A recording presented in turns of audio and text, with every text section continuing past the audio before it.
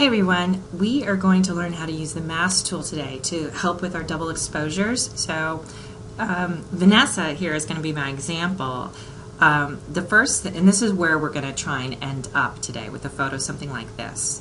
So with your photo, start by picking your person, and then you go to your edit button and double exposure.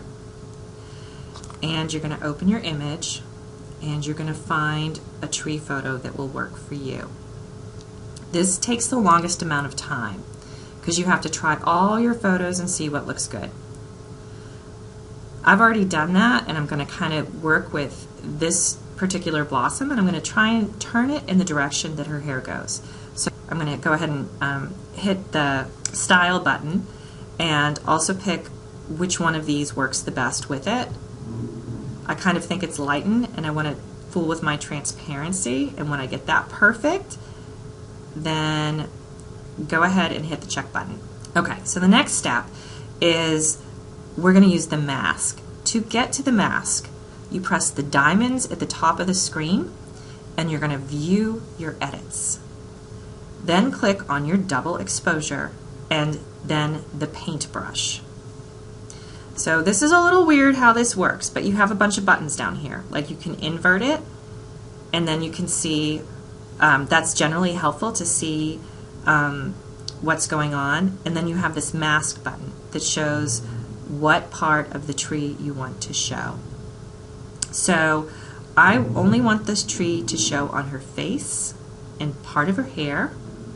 So I'm going to erase. I'm erasing right now with my finger all the parts of the tree photo that I don't want to see on Dora.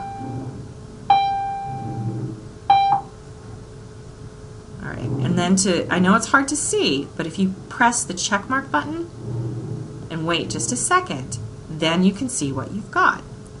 I want to still erase a little more trees behind her head, so I'm going to hit the double exposure. I'm going to hit the mask button again. I'm going to make sure it's on decrease, and I'm going to subtract some of the trees out again.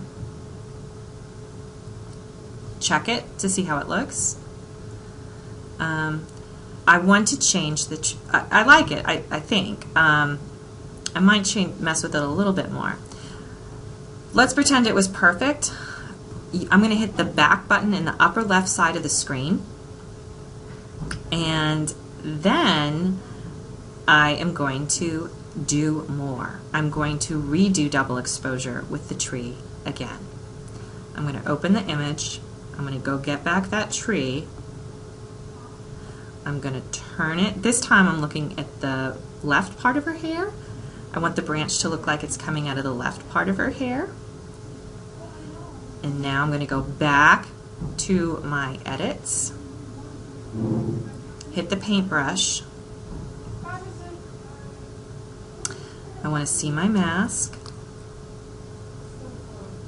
Okay. I'm going to erase everything that I don't want to show up with my finger.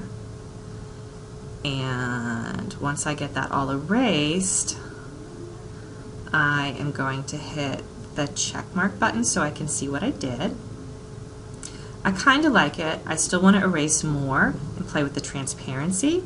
So I'm going to go back to my paintbrush. I'm going to erase just a little bit more. And I'm going to hit the check mark. But this time, I'm going to go back and I'm going to play with my transparency. Now don't worry, it looks like my mask isn't there, but it is. I'm just going to pull it down a little bit and then hit the check button. And you'll see it fixes it. So I'm going to continue with these edits. So this is how you use the mask tool. It's super awesome. I hope you like it.